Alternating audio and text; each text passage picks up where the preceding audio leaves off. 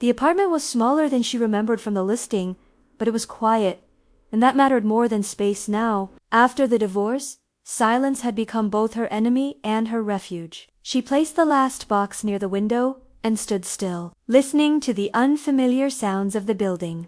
Distant footsteps, a door closing, a muffled laugh somewhere above. This was supposed to be a new beginning. That's what everyone said when they hugged her goodbye, when they told her she was strong, when they reminded her that starting over was brave. She nodded every time, but bravery felt nothing like this. It felt like standing alone in an empty room, wondering if she had made the right choice. She unpacked slowly, letting the routine calm her. Plates in the cabinet, clothes in the closet, books on the shelf. The photos stayed in the box. Some memories were still too heavy to place on the walls. By late afternoon, she made tea and sat on the couch, watching the light fade between the buildings outside. Somewhere nearby, music played softly. A woman's voice laughed, warm and familiar, as if happiness lived just one wall away. She didn't know it yet, but that sound would soon become part of her life. As she stood to close the window, she noticed the door across the hallway open. A woman stepped out, well-dressed, confident, her hair neatly pulled back. She smiled naturally, the kind of smile that made things feel easier. "Hi," the woman said. "You must be the new neighbor." And just like that, the silence shifted. "Hi," she replied, surprised by how long it had been since she last introduced herself to someone new. "Yes, I just moved in today." "I'm Claire," the woman said, extending her hand. Her grip was firm, reassuring. "Welcome. If you need anything, really anything, just knock."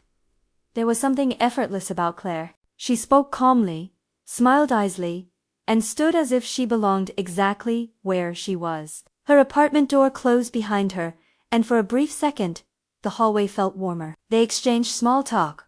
Work, the building, how quiet the neighborhood was. Claire mentioned she worked from home most days. She didn't mention a partner, and the absence felt intentional, though she couldn't explain why. "Well," Claire said, checking her watch, "I should get back, but it's really nice to meet you." "You too," she answered, and meant it. As Claire walked away, she noticed how perfectly composed she looked, even from behind. Some people carried their lives with confidence, she thought. Others were still picking up the pieces. Back inside, she leaned against the door, replaying the brief conversation. It felt good normal to meet someone without history, without explanations. That night, as she lay in bed, the building felt less unfamiliar. Through the thin wall, she heard faint movement next door. Drawers closing, footsteps, then quiet. Not the same laughter from earlier.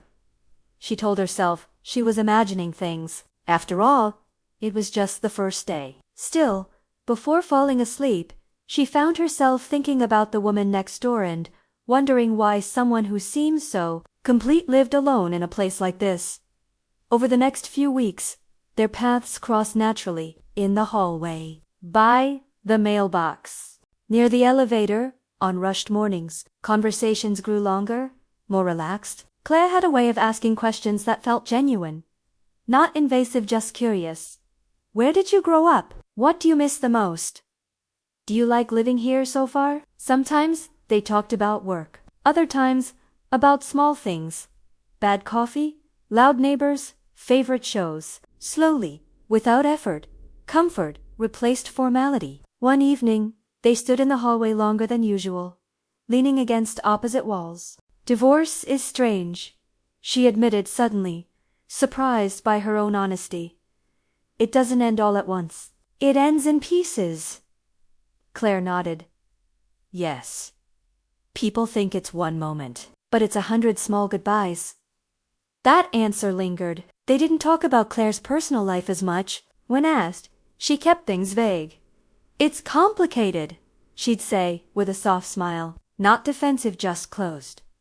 Still, there were moments. A pause before answering. A tired look that disappeared quickly. Once, Claire canceled their plan to have coffee without explanation, apologizing later with unusual intensity. Through the wall, sounds became familiar. Sometimes silence, sometimes movement late at night. rarely laughter now. She told herself not to analyze. Everyone had their own rhythm. But as trust grew, so did awareness. And without realizing it, their lives once separate had begun to overlap in quiet, meaningful ways. It was during one of their hallway conversations that she noticed it clearly for the first time. Claire smiled, as usual, but her eyes didn't match. There was tension there, a tightness she hadn't seen before. "Are you okay?" she asked gently. Claire hesitated. "Just a second too long." "Yes." "Just tired." They talked a little longer, but something felt off. Claire checked her phone repeatedly, her shoulders stiff, her answers shorter. Later that night, as she washed dishes, a sharp sound came from the other side of the wall. Not loud enough to be clear, just enough to be unsettling. A voice, low, firm. Then silence. Her hands froze in the sink. She turned off the water and listened, holding her breath. Nothing. The next morning, Claire appeared perfectly normal, well-dressed, smiling, calm. But the image stayed with her. The sound, the pause. Over the following days, the pattern repeated. Claire would be warm one moment, distant the next. Invitations were accepted, then cancelled. Laughter came and went like something rehearsed. One afternoon, they sat together on the stairs outside the building. "Sometimes," Claire said suddenly, staring ahead, "people think control looks like care." She didn't know how to respond. Claire stood quickly. "I should go." As the door closed behind her, she felt a familiar unease. The kind she remembered too well. The kind that lived behind smiles. It happened late at night. She was half asleep when the sound cut through the quiet, muffled argument. A male voice this time. Low, controlled. Claire's voice followed, softer, strained. She sat up in bed, heart racing. The words weren't clear, but the emotion was. Tension filled the air, pressing against the wall between them. Then came a sharp noise. Not a scream, but close. Her instinct screamed to act, but fear held her still. What if she misunderstood? What if she made things worse? The voices stopped abruptly. Silence returned, heavier than before. She didn't sleep much that night. The next day, she watched carefully as Claire left her apartment. Her smile was still there, but it was thinner now. Her eyes avoided contact. "Rough night?" she asked gently. Claire stiffened. "Did you hear something?" The question said everything. "I'm a bee," she replied honestly. "I just wanted to check." Claire swallowed. "It's nothing, just stress." They stood there, both aware of the lie, neither naming it. As Claire walked away, a memory surfaced, her own past arguments, the way she once minimized things, the way silence felt safer than truth. She realized then, this wasn't curiosity anymore. It was concern. A few days later, Claire knocked on her door. She looked different. Not broken jaws, tired. "Can I come in?" Claire asked quietly. They sat at the kitchen table. The air felt heavy with words waiting to be said. "I don't usually talk about this," Claire began. "People wouldn't understand." She listened. Didn't interrupt. "He says he worries, that he protects me, but somehow I feel smaller every day." Her chest tightened. Claire spoke carefully, choosing each word. She didn't say names, didn't describe events clearly, but the message was unmistakable. Control, isolation, fear disguised as love. "I'm not ready to leave," Claire whispered. "But I'm not okay either." She reached across the table, placing her hand over Claire's. "You don't have to decide anything now," she said. "Just don't pretend it's nothing." Claire nodded, tears finally breaking through. For the first time, the smile was gone, and the truth, though incomplete, had been spoken. The incident came sooner than she expected. A loud knock, urgent, desperate. She opened the door to find Claire shaking, a small bag in her hand. "He's angry," Claire said. "I need a minute." They barely spoke as Claire stepped inside, locking the door behind her. Minutes later, shouting echoed from the hallway. Her heart pounded. This time, there was no doubt. She stood between Claire and the door, every instinct telling her this moment mattered. When the noise stopped, they waited, in silence. Claire's hands trembled. "Thank you," she whispered. In that moment, the boundary between neighbor and protector dissolved, and she knew some lines, once crossed, could never be ignored again.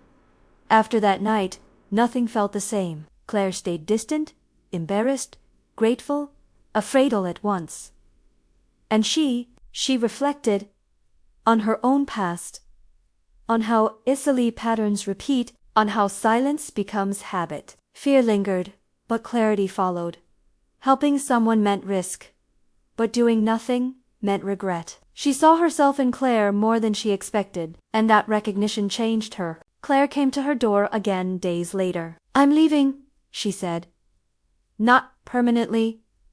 Not yet, but it was a start. They talked about plans, about safety, about strength. No promises, just honesty. Sometimes courage looks quiet, she realized, and sometimes being present is enough. Weeks later, the apartment felt different again, calmer. Claire smiled no end this time. It reached her eyes. They weren't fixed. They weren't finished, but they were free to choose. As she closed her door one evening, she understood something clearly. The woman next door wasn't perfect. She was brave, and so was she.